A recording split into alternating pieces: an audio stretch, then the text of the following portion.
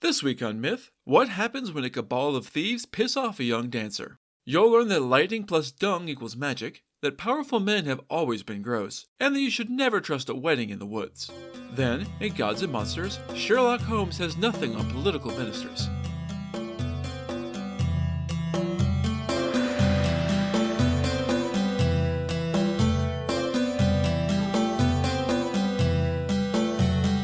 This is the Myths Your Teacher Hated podcast, where I tell the stories of cultures from around the world in all of their original, bloody, uncensored glory. Modern tellings of these stories have become dry and dusty, but I'll be trying to breathe new life into them. This is episode 122, To Catch a Thief. As always, this episode is not safe for work. Diwali is fast approaching, so this week we're diving into an Indian folktale. This one comes to us from Tales of the Sun, or Folklore of Southern India by Lucas Cleave, writing as Mrs. Howard Kingscote, and Pandit Natisa Sesridi from 1890. In the ancient city of Kaivalyam, in the southern part of India known as the Pandya country, after the ancient Pandya dynasty that once ruled the region, there lived a dancing girl named Muda Mahana.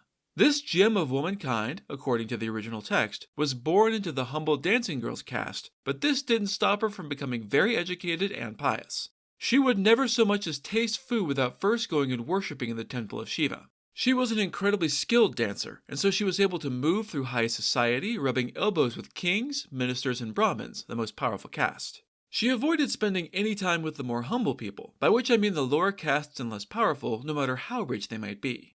Muda Mahana had a daughter named Chandralekha, who was very much her mother's daughter. She was put in the best schools beside the sons of those same kings, ministers, and Brahmins. Chandralekha was extremely intelligent, which showed even when she was first learning to read and write, so her teacher spent extra time on her schooling. In short order, the young girl became a pandita, a learned woman. By birth, she was of the dancing girl caste as her mother was before her, so she was only allowed to attend school until she reached the age of maturity. She soaked up knowledge before that, mastering the 4 Vedas and Sastras and the 64 different varieties of knowledge. When Chandralekha aged out of school, her mother sat her down. "My beloved daughter, you have learned under your Brahmin teacher for the last 8 years. That kind of education does not come free, which means it's time for you to pay the Brahmin the very large fee you owe him for having taught you so much. My daughter, I give you my blessing to take as much as you need from my hoard." I mentioned that Muda Mahana was very successful and, consequently, she was also very rich. Chandralekha was thrilled at her mother's generosity, taking the offered key from her hand and filling up 5,000 mohars, the currency at the time, in each of 5 baskets. Setting them on the heads of 5 maidservants, she went to the Brahmin's house with beta leaves, areca nut flowers, and coconuts on a platter in her hands in addition to the money. Prostrating herself on the ground as a sign of respect, Chandralekha thanked him and rose to her feet. "My holy guru, you took great pains to enlighten me and destroy the darkness of ignorance in my mind for 8 years. You taught me all the branches of knowledge, and for that, I beg your holiness to accept this offering." She held out the platter as the maidservants pushed forward the baskets of mohars. Instead of accepting this generous gift, the Brahmin surprised her. "My dear sweet Chandralekha, you have not noticed that I am teacher to princes and other sons of the wealthy elite of Kavayam? I have more than enough money. I don't want a single mohar from you. What I want is your hand in marriage." Fuck that dude. He's gross.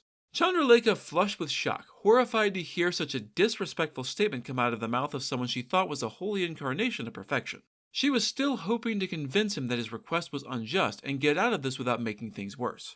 "My holy master, please listen. I have such deep and abiding respect for you that, though your words seemed clear and direct, perhaps they are a test of my character. Surely you are aware of the rules that say a preceptor is to be regarded as a father by his student, which means I am essentially a surrogate daughter to your holiness. I humbly request that you forget the words your holiness uttered, accept the gift I brought, and let me go home." Alas, this was no test. The teacher was a gross fucker who had spoken in earnest. He did not respond to his student's words, instead looking her young body up and down with a disturbingly lascivious look.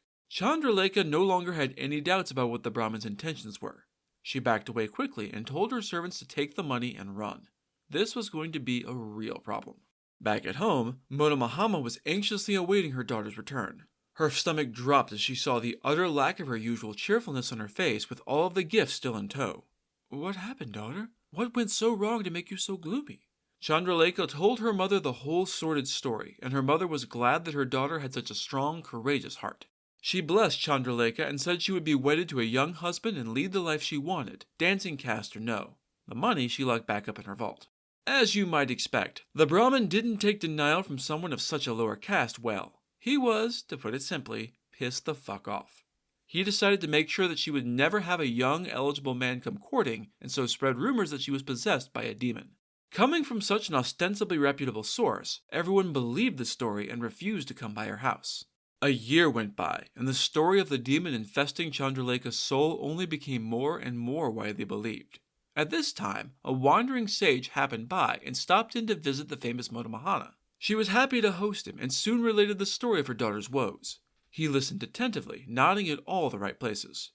"That's terrible. Since pretty much everyone now believes that a demon has possessed your daughter, the only course of action is for her to perform a Durga Puja, a celebration of the goddess Durga over the demon king Mahishasura, on the night of the new moon at the cremation ground. Once she does all this, all will consider her to be cleansed, and the young men will be willing to come around again. This will end the rumors."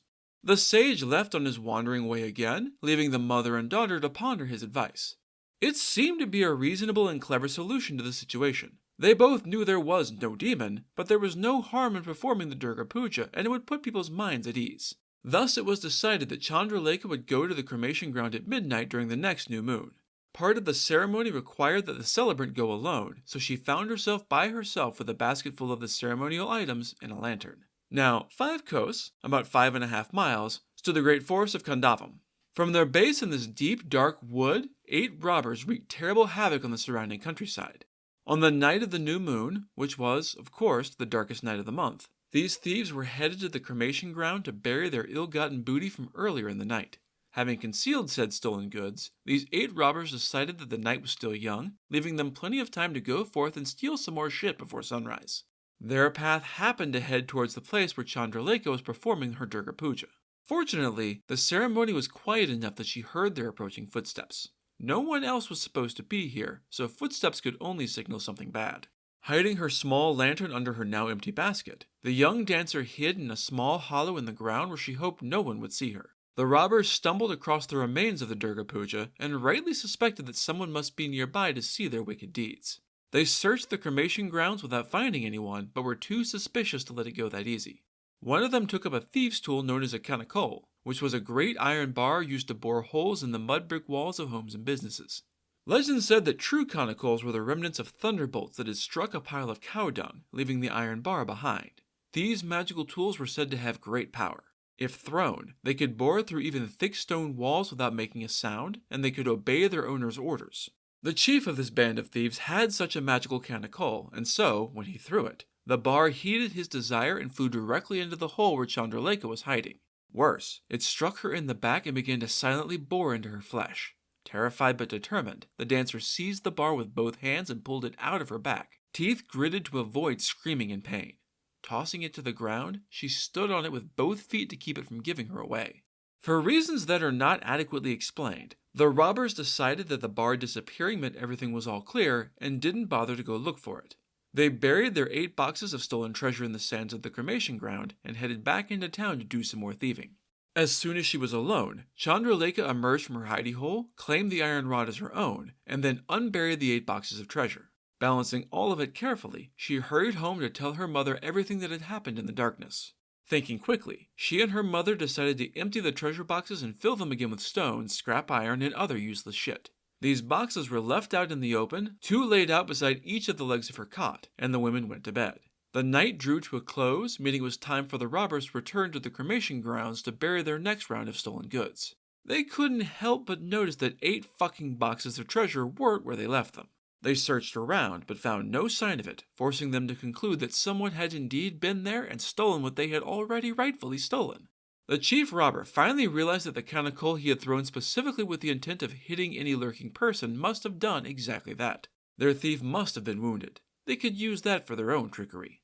One of the thieves disguised himself as an ointment vendor complete with actual ointment in a coconut bottle. In this getup, he walked the streets of Kavalyam crying his wares. "Ointments for sale? The best ointment in all the city, guaranteed to cure new wounds and old sores. Buy my ointment and feel better immediately." The other 7 thieves assumed 7 different disguises to move through the city in secret, looking for someone with a telltale canacole wound. One of Chandraleka's maidservants had seen her mistress cleaning the obviously painful wound on her back. Hearing the fake ointment vendor's call, she ushered him into the house to sell his miracle cure. Not suspecting the salesman was actually a thief, she excitedly went to tell Chandralekha the happy news of this miracle ointment. The clever dancer immediately recognized the brutish lout as a thief instead of a medicine vendor. Alas, the brutish lout was cunning, and he too immediately recognized the wounded lady as their thief. They both played out the sham with Chandralekha buying some of this miracle ointment, and both going on their way. The fake salesman went back to rendezvous with his other 7 thieves outside Cabal. He told the others that he had found their mysterious box thief, who had robbed them of their treasure. They all agreed there was no sense in sitting idle on this, so they decided to break into the dancer's house that very night to take back their treasure and kidnap their thief. For her part, Chandralekha was equally prepared. The treasures were locked up in the vault, and the boxes of bullshit were left out in the open, where the fake oil salesman had definitely seen them during his visit, next to the cot. Rightly suspecting that the thieves would strike again that night, she went to bed on the cot, but only pretended to fall asleep. Sure enough, the robbers soon bored a hole in her bedroom wall with another can of coal and entered the house. They saw what they assumed was their unsuspecting victim apparently asleep, and chortled silently to themselves. Even better, they saw their 8 boxes sitting beside her bed where she clearly thought she was guarding it, but she had been too weak and had fallen asleep on the job. "Look, guys, that bitch is asleep on the job. Let's take our boxes back tonight and come back to grab her tomorrow night." It seems like they should be able to manage both at once since the solitary dancer had managed to carry all 8 boxes back by her lonesome, but whatever. Chandralekha let them go since all they were taking was the garbage bait. Each placed 1 box on their head and hurried out of the bored-out hole, then raced back to their cave. Only when they arrived in their hideout did they open the boxes and learn that they had been tricked. The chief robber smiled begrudgingly. "Clever girl. She can have her victory today. Tonight, she's going the fuck down." The robbers therefore spent the day kind of impressed with their target, but also planning for her defeat. Said target was also busy that day. Chandralekha was certain the thieves would be breaking into her room again that night, so she sharpened the can of coal into a small, deadly blade and hid it under her pillow. She usually kept her secret night snacks there, some betel leaves, nuts, and chewing to chew on if she got munchy around midnight. That done, she took a nap so that she could be rested for the night's activity, having not had much sleep the night before. Soon, the sun was setting, and the dancer was once more in bed pretending to sleep. The 8 robbers once more bored a hole into Chandralekha's bedroom with their can of coal and surveyed the scene. "That rotten thief slept clean through everything yesterday, so we don't have to worry about her waking up tonight. Killing her here would be quicker and cleaner than she deserves. Let's position ourselves around her bed, 2 to a corner. We can grab her bed together and drag her away on it into the woods with her being none the wiser. That way, we can torture and kill her slowly as punishment." Moving like a well-oiled machine, the robbers positioned themselves around the bed and lifted it without jostling it, carrying it out the hole and out of town without waking the sleeper. Thrilled at their unmitigated success, they carried her all the way to their cave hideout deep in the woods. Of course, you and I know that Chandralekha was never asleep, and she certainly wasn't idle while they were carrying her bed this long, long way. It was mango season, and many of the trees overhead were heavy with ripe and unripe fruit. She picked mangoes slowly, making the bed heavier until she felt confident that her kidnappers wouldn't notice her own weight missing. When she was satisfied, the nimble dancer grabbed hold of a branch overhead and pulled herself into the sky without a sound. The robbers carried the mango-laden bed without noticing that their quarry had escaped. Again. Chandralekha sat in her leafy hiding place for the last few hours of that anxious night, not wanting to climb down and leave any trace of her escape in case the robbers discovered that they'd been tricked and doubled back. She doubted they'd think to look up, especially with no tracks. No one ever looks up. Daybreak was nearing when the thieves reached their cave and set the bed, which had been balanced on their heads for easier carrying, on the ground. Only then did they notice that instead of a human woman, the bed contained only a heap of fresh mangoes. "Okay, seriously, what the actual fuck? Is this bitch a flesh and blood woman or a devil in disguise?" That was not entirely a rhetorical question. Given everything that had happened to them so far, they were seriously beginning to doubt that they were Chandralekha's equal. Which, fair. The lieutenant answered his chief. "Dude, she's definitely a normal mortal woman. She's sneaky, sure, but we can still catch her and kill her. Let's head back to the woods. She must have slipped off the bed somewhere without us seeing her, but she still had to leave tracks." Thus agreed, they ate a light meal. Hey, it had been a long night of hard labor already and they were hungry, and then headed out to search for the dancer. Day broke out in the wilderness, waking Chandralekha from a fitful, uncomfortable sleep. She could see now that she was deep in the jungle, which wasn't great. She needed to get out of here, but after some deliberation, she decided to wait until later. The thieves would surely be looking for her by now. She didn't fancy her odds in a straight-up fight, which is what would happen if they spotted her. pulling out her bag of sneaky snacks, which she'd grabbed from under her pillow, along with the makeshift knife. The dancer made her own light meal and looked for a better hiding spot. She soon spotted a deep hollow in a tree that she could lower herself into from above, making her basically invisible from the ground. In her hopefully secret little bunker, Chandralekha settled in to wait for however long it took. As she had suspected, the thieves were indeed looking for her, having split up to cover more ground. Any one of them should be able to handle one young girl if they found her, so this seemed like a wise plan. One of the thieves had chosen to head back along the path they'd taken to the cave, looking for any sign of the missing woman. Not too far from the tree where Chandralekha was in fact hiding, he noticed that the cover was unusually dense. Intuition said this would be a very good place to hide, so he looked around a little. He didn't find tracks, but as thick as the brush was here, that didn't mean anything. What he needed was a better vantage point. The thief thus scurried up a tree to examine the area from up high, which meant he would also be able to spy into his prey's hiding spot. Once Chandralekha spotted the thief climbing up the tree, fear coursed through her. She was dead. That's all there was to it. She was dead. There was no way he could ever miss her from where he was, almost close enough for her to reach out and touch. Even if she tried to scramble out of the hollow and lunge with the knife, he'd hear her coming long before she could extricate herself, and he would be much more deadly with a blade. Just as she was losing all hope, a last desperate idea occurred to her. As the thief turned towards her and spotted her in the hollow, Chandralekha put on her biggest smile, one tinged with just a touch of sultry seduction. "Hello there, future husband. It's clear that God has fated for us to wed, elevating you to the position of husband over me. As your wife, I ask for you not to raise the alarm. Come over here instead, quiet-like, and we can have some married fun if you catch my drift. Sex. I mean sex in every position your dirty mind can think of. Nothing's off limits since, as of this moment, you are my husband and I am your wife." Chandralekha was every bit her mother's daughter, with all the beauty and charm that nature and years of training could afford her. The thief never stood a chance. He was completely convinced that this beautiful, live young woman was super into him and, forgetting everything he and the other robbers had agreed to, he nearly leapt into the hollow to take advantage of the marital bliss she was offering. She welcomed him with a smile and open arms, offering him some of her betel leaf to chew. It was customary at the time, especially among the less educated and illiterate of the kingdom, to chew betel leaf as a way of showing how deep their love is. Betel leaf dyes your tongue bright red, and so, the theory went, the redder your tongue was, the more you loved your partner. Chandralekha had already been chewing her leaf for a while, so she stuck out her tongue to show her new husband just how red it was, clearly indicating that her affection for him was genuine. Thrilled by this proof, he happily stuck out his own tongue to show his new bride that he too was super into her. She leaned in to examine his tongue more closely, holding it with her left hand to see it better. In one swift motion, she swiped with the knife in her right, slicing off that asshole's tongue and nose. He stumbled back, bleeding and trying to scream, which didn't work very well without a tongue. He couldn't go far in the hollow, which made it easy for Chandralekha to slit his throat with a wickedly sharp knife. Leaving his corpse to cool in the tree, she moved to another nearby spot in the trees to wait. By now, evening was fast approaching, and the other 7 robbers had all returned to the cave empty-handed. Seeing that their last member was delayed, they all figured he must have found their quarry and was delayed by having to manhandle her all the way back. They waited around their campfire for him to return as the new moon rose and then set, but of course he never returned. You know, 'cause he was super fucking dead. Our heroine, meanwhile, had set out for home as soon as it started to get dark. She figured that with the corpse stiff in the tree, the others weren't likely to be nearby. She hadn't seen or heard anyone else the rest of the day, so she felt pretty confident that they wouldn't find her before she could escape back to the city.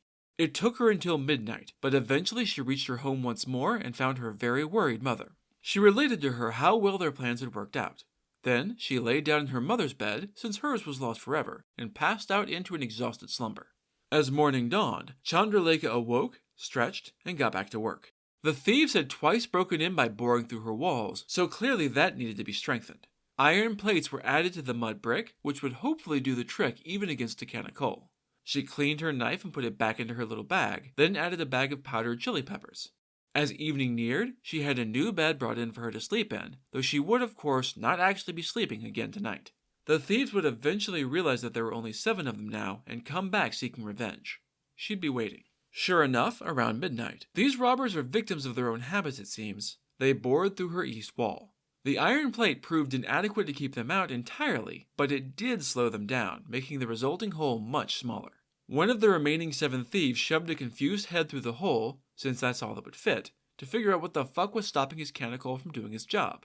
Chandralekha had moved silently to the wall as soon as she noticed the hole being made and was waiting. With that deadly knife, she sliced off his nose, leaving only a ruined mess behind. Before he could pull his head back out of the small hole, she took a fistful of chili powder and ground it into the open wound. As you can imagine, it hurt like a burning motherfucker from hell, and the maimed robber finally escaped the hole, screaming incoherently. "You fucking dipshit! How could your little girl take your nose like that? Let me show you how it's done, you pathetic fuck." He used his own tool to open the hole a little wider, but not much since the iron plate made it all the more difficult. He figured he had just enough room to squeeze through, if he sucked in his gut anyway. He shoved himself through but was only halfway there when the plucky dancer slashed once more with the knife, taking his nose as she had his partner's. Proving that these thieves had more brute determination than actual cunning, each in turn insulted the previous robber, shoved himself into the hole, and had his nose cut the fuck off. Only once all 7 had ruined, chili-burned holes instead of noses did they decide to stop this shit show and retreat. Fearing that they would be discovered if they remained, especially since they were now very distinct and easily identifiable, they fled back to the forest where they had to take a few days off from plundering and pillaging to nurse their mutilated faces. Chandralekha was glad to have come out of this encounter on top once more, but she was also worried that each victory was just angering the robbers more. They would be desperate to regain their lost machismo from the young girl who had thrice defeated them, especially now that she had permanently disfigured and dishonored them. "I've probably got some time while they heal from those wounds, but they'll be back in a few days. I can't keep this up forever. They only have to get lucky one time to kill me. I've been clever enough to outfox them so far, but if they are able to make this a fair fight, I'm doomed." It was clearly time to stop handling this affair all on her own. Chandralekha headed over to the palace for an audience with the prince, who you might recall from the beginning of this tale was a former classmate of hers. It pays to have friends in high places. She related to him everything that had happened since stumbling across the robbers at the cremation grounds during the new moon. The prince was duly impressed with the dancer's bravery and cleverness, and was all too happy to offer his assistance the next time these wicked thieves made trouble for Chandralekha. He sent one of his spies to watch her house every night and report back to the palace immediately if they should be spotted. The robbers were not spotted at Chandralekha's house immediately, however, because, to put it bluntly, she'd scared the piss out of them. One of them had recognized the magical can of coal she had turned into a knife, which only made their fear stronger. They didn't want to challenge her on her home turf again. Instead, they devised a plan to invite her out to the forest under the pretense of a truce. They even hired a messenger to go to her house with the invite, rather than risk one of themselves going, even in disguise. A missing nose is hard to hide. "My honorable young lady, I have been sent here to present you with a chance at great fortune. From your robe and your clothes, it is clear that you are a member of the dancing caste, yes? Perfect. The masters in the forest who sent me are giving a nouch, a traditional dance performed by professional dancers, as a gift to their relatives for a wedding that is to take place the day after tomorrow. You have impressed them, and so, as a sign of their good faith, they offer you a jar of Moors for every minute of your performance. That's one hell of an offer if it was legitimate, which it very much was not. Chandralekha wasn't born yesterday, and she knew who had to be behind this strange offer in the same forest she'd just escaped. She could use this, though, so she told the messenger to come back the next morning to escort her to the Nouch in the woods. As soon as he was gone, she headed over to the palace to inform the prince. "So you and I both know this is a trap, right, Princey? They're definitely going to try and murder me when I go out there, which means that we need to kill them first. I've got a scheme. A proper Nouch requires 7 members plus the dancer, a drummer, a cymbal player, a Nagasvara piper, and so on. Give me 7 of your strongest fighters to pretend to be my musicians, and have the rest of your troop lie in ambush in the woods. When the signal is given, they can rush in and capture the robbers."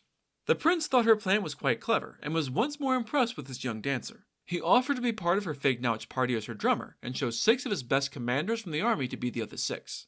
Taking another 1,000 men, he would disperse them through the forest in ambush near where the Nouch was to be performed. By sunrise, all were in place and waiting for Chandralekha's signal. A few hours after sunrise, the messenger returned to the dancer's house to lead her to the Nouch ambush. They stopped in the city to pick up her musicians, and then headed on to the forest. No sooner had they left than the spy left his hiding spot to inform the 1,000 soldiers to follow at a safe distance to lay their own counter-ambush for the 7 surviving robbers. They traveled a long way through the forest before finally reaching the Nouch pavilion that had been set up. By that time, they had been traveling most of the day, leaving only a few hours before sunset. Surprising no one, her hosts for this wedding were all either missing their noses or had their faces bandaged up in the nose region. I'm shocked. Shocked, I tell you. Well, not that shocked. Chandralekha was so graceful and elegantly dressed, and her musicians so imposing, that the robbers decided to let her live just a little longer. "She's already totally in our power, with no chance of escape. What's the harm in letting her dance for a while? We get to watch a really skilled performance, and she gets to live, even though she doesn't know she's dancing for her life." They all agreed that this seemed reasonable, and so the order was given to begin the performance. Chandralekha had literally trained for most of her life for this, and she held her wicked audience captive with the strength and grace of her movements. She practically floated across the earth in one of the most beautiful displays any of them had ever seen. The subtle enchantment was suddenly shattered by the unexpected crash of cymbals. This was, of course, the prearranged signal for the troops to attack. The 7 musicians tossed their instruments aside, discarded their disguises, and leapt at the noseless robbers. Before the servants of the robbers, who were posing as the wedding guests, could decide whether to leap into the fray, the larger force of soldiers emerged from the trees and ended any remaining resistance. It wasn't long before the city heard that the thieves who had been plaguing Kabul Yam had finally been captured. The prince paraded them through the streets so all could see that justice was being done, and then he ordered them all beheaded. They had raped, robbed, and murdered many, many people over the years, so they had this coming. The robbers dealt with, the prince asked Chandralekha for her hand in marriage. He had been deeply impressed by the dancer and, her low caste notwithstanding, realized that she was the most incredible woman he'd ever met. He was actually age-appropriate for her, so this was a much better match than the skeevy teacher who started this story. When the prince learned that her teacher, who had also been his teacher after all, was a creepy fuck, he banished the old asshole from the kingdom. Justice had been served, and all who weren't wicked lived happily ever after, which means it's time for Gods and Monsters. This is a segment where I get into a little more detail about the personalities and history of one of the gods or monsters in this week's pantheon that was not discussed in the main story. This week's misplaced animal is the lost camel. This is a fun little story that also comes to us from Tales of the Sun. Once, long ago, there was a city called Alakapuri, which was famous for the great bounty it harvested from both land and sea. As such, it became a great trading hub and was settled by people from all over who spoke a myriad of languages. At this time, the city was ruled by King Alakesa, who all agreed was a wise and honorable man. In fact, he was such a just and diplomatic soul that the cow and the tiger settled their beef and drank peacefully side by side at the same pond. The cats and the rats played together like old friends instead of like Tom and Jerry. And the kite, a bird of prey, and the parrot laid their eggs in the very same nest as though they were family. The story says that the women never deviated from the path of virtue and regarded their husbands as gods, which I do not like. Maybe Alakesa wasn't as great as the story thinks. Anywho, the rain apparently came regularly, which seems like something outside the control of a king, no matter how good, and all of the city's people lived in peace and happiness. That's nice. In the city of Alakapuri, there lived a rich merchant who, one day, lost one of his camels. Being a responsible merchant, he searched far and wide for it, looking in every direction with no luck. In time, he came to a road that led to the neighboring city of Mathurapuri, which was ruled over by King Matharesa. The king and his 4 ministers, Bodhatya, Bodhichandra, Bodhavyapaka, and Bodhavibhishana, had gotten into a nasty fight, the details of which had been lost, and all 4 quit the king's employ. Being lifelong politicians, they agreed to set out together for another kingdom to try and find a job as ministers somewhere better. As the 4 men traveled, they came across the tracks of a camel that had been traveling the other direction. Having nothing better to do, each commented on the tracks, making guesses as to the camel's condition based on peculiarities they noticed in the hoofprints and other signs along the road. At some point, the 4 ministers met the rich merchant headed the other way, still looking for his camel. They got to talking and learned that their new acquaintance was looking for missing livestock. One asked if his animal was lame in its back left leg, the second if it was blind in its right eye, the third whether it had an unusually short tail, and the fourth asked if it wasn't suffering from colic at the moment. The merchant answered all 4 questions with a confused and surprised yes, and became utterly convinced that they must have seen his missing camel. Not an unreasonable leap of logic. "Where did you see my camel? I've been looking for it all day, and this is the closest I've come to finding it." The ministers apologized and explained that they had not in fact seen the beast, but had seen its trail and made inferences about it based on their observations. The merchant thought this sounded like a big pile of bullshit, and figured they must be lying, which must also mean they were the ones who had stolen his camel. He went immediately to King Alakesa and demanded that they be arrested for this clear crime. The king listened to the merchant's story, which, to his credit, he told exactly the way it happened. He too felt it most likely that the 4 strangers had stolen the merchant's camel. He sent his guards to round them up and demanded that they present themselves before him, threatening his extreme kingly displeasure if they were anything but totally honest. They promptly did so. "Explain to me how you could possibly know such incredibly specific details if you never saw the camel as you claimed." The first minister, Bodhatya, stepped forward. "I noticed in the hoofprints that the back left one was always lighter than the others and slightly askew, so it seemed likely that the leg had been injured." The second, Bodhichandra, joined him. I noticed that the leaves on the trees along the left side of the road had been ripped off and chewed on, but those on the right side were entirely untouched. That told me that the animal in question couldn't see the leaves on his right, so that eye must be blind. The third minister, Bodavyapaka, stepped up as well. And I noticed some drops of blood along the camel's trail. I've seen animals bitten to shit by flies and gnats, and this amount of blood seemed about right for that, which meant the camel's tail must be too short to shoo them away. The fourth and final minister, Bodavabhishana, stepped up with his fellows. And I observed that the front hoof prints were planted deep and firm, but the back prints were faint and shallow. I therefore concluded that the poor camel must be suffering from belly pain, and it was hunching over in a vain attempt to make it hurt less. The king listened to their explanations and had to admit that these all made perfect sense. Furthermore, he was deeply impressed by their power of observation and skilled deductions. Alakesa ruled in the minister's favor, decreeing that they had not in fact stolen the camel. To the merchant, he awarded 500 pagodas, the local currency, for the lost camel and sent him on his way. The 4 young men he named as new ministers and bestowed each of them with several villages. That's right, whole goddamn villages, as a gift for their wisdom and future service. That's it for this episode of Myths Your Teacher Hated. Keep up with new episodes on our Facebook page, on iTunes, on TuneIn, on Verbal, and on Spotify. Or you can follow us on Twitter as @HardcoreMyth, on Instagram as Myths Your Teacher Hated Pod, and on Tumblr as Myths Your Teacher Hated. You can also find news and episodes on our website at mythsyourteacherhated.com. If you have any questions, any gods or monsters you want to learn about, or any ideas for future stories that you'd like to hear, feel free to drop me a line. I'm trying to pull as much material from as many different cultures as possible, but there are all sorts of stories I've never heard, so suggestions are appreciated. The theme music is by Tiny Cheese Puff. Next time, we're bound south for Australia. You'll learn how to make a perfect trap, how to use your dreams to spy, and how to capture a chilly breeze. Then, in Gods and Monsters, we'll meet a constellation that we've met before in a whole new story. That's all for now. Thanks for listening.